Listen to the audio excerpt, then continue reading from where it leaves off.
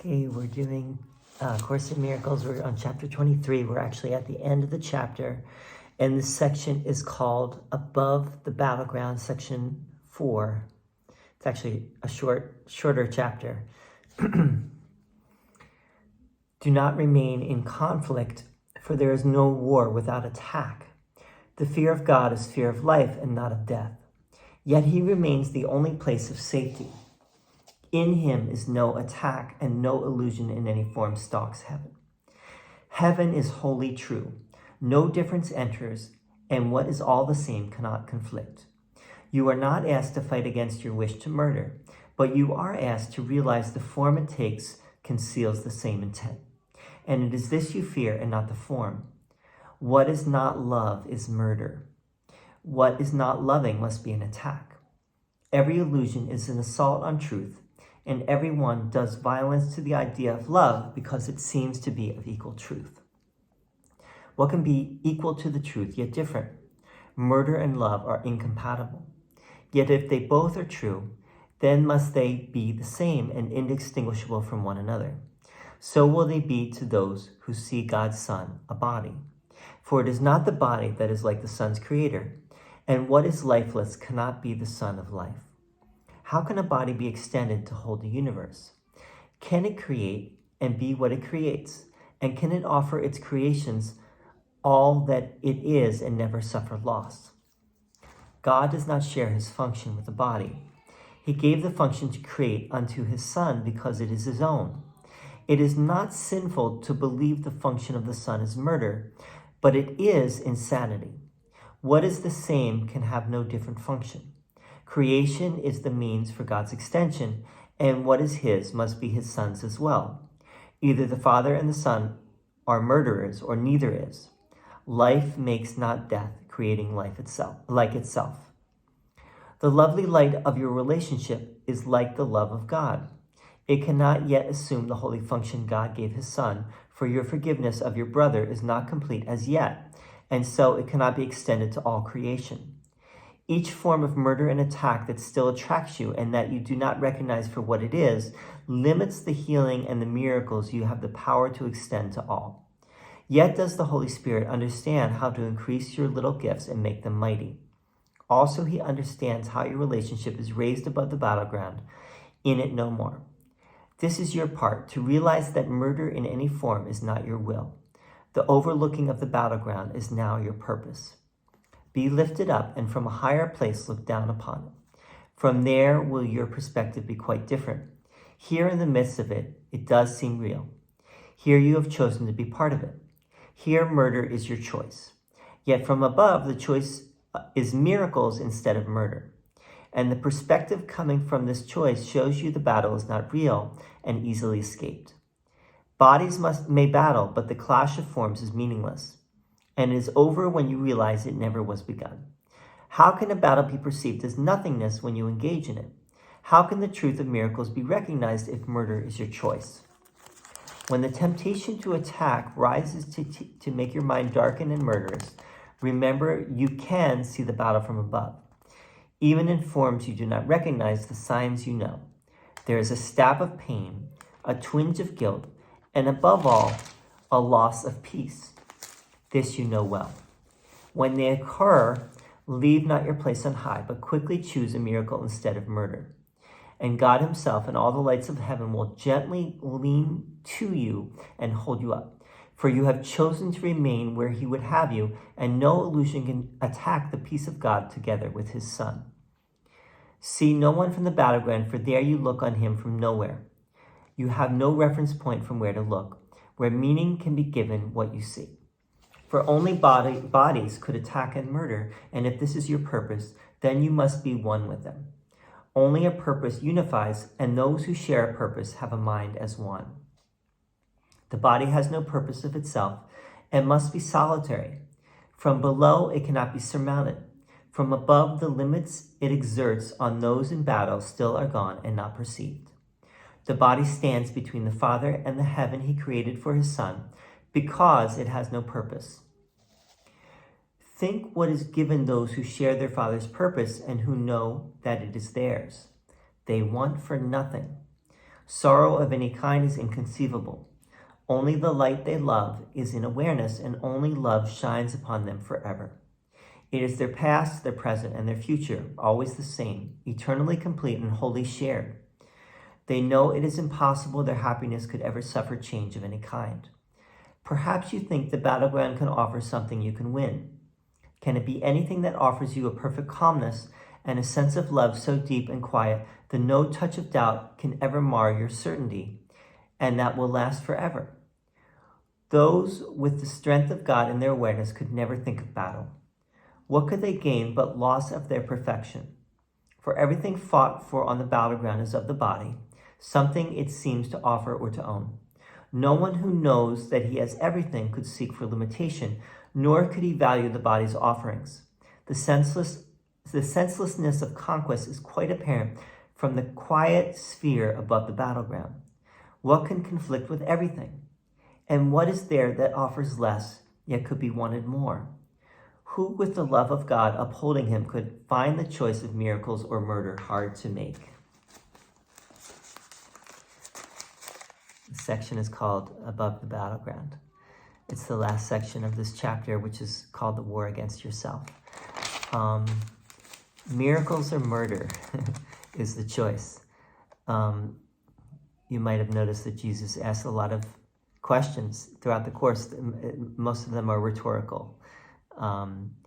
Most of them are pointed questions, loaded questions,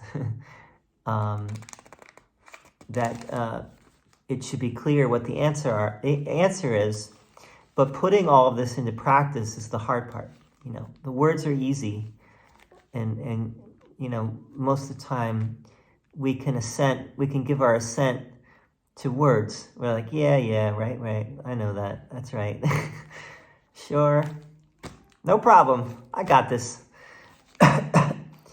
Yes, but when push comes to shove, what happens to love? It flies out the window, right? It's, when we are attacked, we feel, personally attacked. And we are on the battlefield, and we generally try to attack back in some way, right? We don't take attack lightly. And it may take a form that we don't even realize it's taking, right? we may actually try to be kind in the face of someone's attack, but in a way we're being condescending and we're being judgmental. And maybe that is not even what's called for, right? And maybe sometimes the correct thing is complete forgiveness in your heart, but to take some kind of action. And that's, I think, where a lot of people miss what this is really saying. This is not saying that in the world we don't do things, and we don't sometimes need to do something to stop someone from doing harm, for example, or to not get taken advantage of or walked all over or whatever it is. It doesn't mean that you don't do something about that and that you just are a doormat. But at the same time, you can practice the forgiveness, which is, letting go of whatever it is in your heart and in your mind, and not noticing if it does rile you up, notice if it does upset you, and if it does, you're still on your way. And let's just mention a few things that Jesus mentions here about what you may experience when you do get upset, and it may be even the smallest thing. He says, even in forms you do not recognize, the signs you know. So for what he means by that is that even when we think we're being kind or generous or charitable, or we're not attacking, sometimes we are, and we can know that we are attacking by these signs. There's a stab of pain, a twinge of guilt, and above all, a loss of peace. Right? So you know these things by their effects, by their fruits. Um, let's also just, if you had to make a synopsis of this, Jesus says, what is not love is murder. What is not loving must be an attack. So how do you know, though, besides the stab of pain, twinge of guilt, and loss of peace, how do you know if you're not being loving? How do you know when you are choosing the ego, when you are choosing murder? And Jesus says, what is not murder, what is not love is murder. It's a very, he's not making any bones about it here. He's not mincing words. There's no order of difficulty in miracles, and there is no hierarchy of illusions, which means murder is the same. If you murdered someone, it would be the same as if you attacked in some other form. It's all the same. There's no hierarchy of illusions. An attack is an attack is an attack, and love is love is love. And love, so how do you know if you're not being loving? That you have to go within yourself and ask and see what your motives are. What is your intention in whatever you're doing, and sometimes, again, that's not fully in our awareness. That's somewhat unconscious to us, and that's where, what Freud said, to make the unconscious conscious is the goal. We're trying to make what is unconscious conscious so we can look at it, we can see it for what it is, we can choose again, we can make the choice for love as opposed to attack and murder. But if we can't see what is unconscious, then we can't fully make that choice. So we have to, we have to find a way to make what is unconscious conscious, and that's partly the goal of this course. Just like Freudian psychoanalysis, this is a type of psychoanalysis as well. It's not Freudian, but it's definitely owes something to Freud for sure. Not that Freud, where did Freud get it? Just like Einstein or whoever, it's not theirs. These are things that can be discovered, right? That these great thinkers discovered. And Jesus is taking Freudian psychoanalysis to a whole nother level. He's taking it beyond what Freud, what Freud understood. He only went so far with his own system. And Jesus, because he didn't know what Jesus knows, right? Jesus is like presenting the whole picture, and he's saying, you have to start with the fundamental principle here, which is the atonement principle, which is that this whole world never really happened. This whole universe of separation is an illusion. In a sense, Einstein was closer than Freud, because Einstein was more mystical, right? Einstein understood that this whole thing is a cosmic illusion. Einstein had a quote in that regard. So he understood that he understood Maya. He put it in his own terms, in a more scientific way, perhaps. But he talked about the optical delusion of consciousness. And I don't know if Freud would have accepted that. Freud was more of a hardline scientist, and Einstein, though a physicist, definitely seemed to be quite a mystical dude. But anyway, the basic fundamental principle that Jesus is harping upon over and over throughout the course is the atonement principle, which is that separation is impossible. We are not separate from each other. We're not separate from God. That has never changed. That could never change. So let's read this one little part here, I think.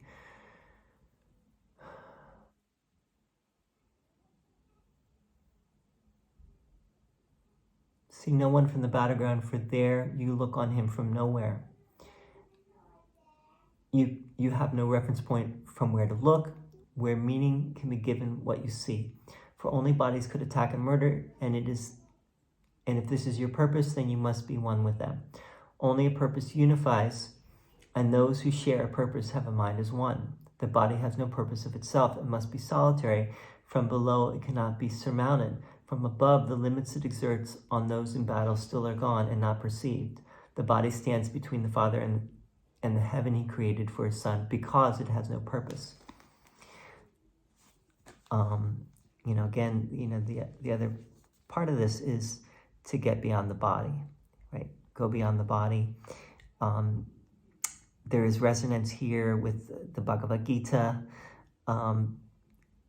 People have pointed this out. Obviously, this does not mention the Bhagavad Gita.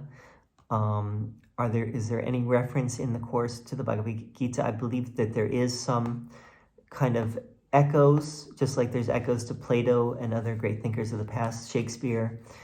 It almost seems as if the Jesus that is presenting the course definitely knows the Bhagavad Gita and is referring to it somewhat. And that's a whole line of inquiry that would be interesting to develop further. I'm sure there's someone out there that has. I'm about to do an online course on the Bhagavad Gita, and also, bring in Course in Miracles, of course. But you'll probably see some videos on this channel where I'm reading the Bhagavad Gita and talking about it. Anyway, I think that's good for this chapter and this section. Let's just say, what does above the battleground mean in simple terms? Above the battleground means that you look with the vision of Jesus and the Holy Spirit. You see through the vision of the atonement principle, which is that this is an illusion, and why would you give your power? Why? And Jesus says it in this chapter. Why would you choose anything less than perfection? Because whenever you get upset at anything in this world, that's what you're doing. You're basically putting limit upon yourself. You're choosing to see yourself as a limited individual person in a body, and essentially you are choosing the illusion over the reality of who you are or what you are. So next chapter is 24, the goal of specialness, and it has a little introduction. Maybe we'll just, I guess we could even read the introduction right now to the goal of specialness. Let's do it in a separate video. All right, thank you. See you soon.